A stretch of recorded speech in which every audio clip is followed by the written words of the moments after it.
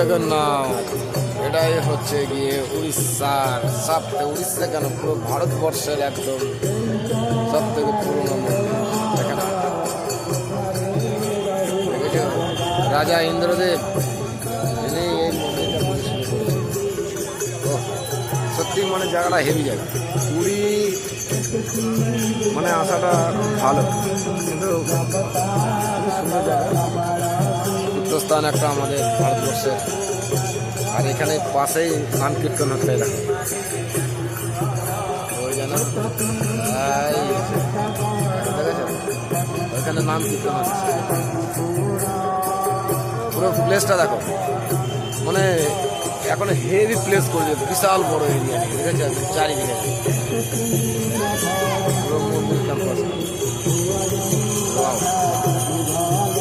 দেখার মতো একদম।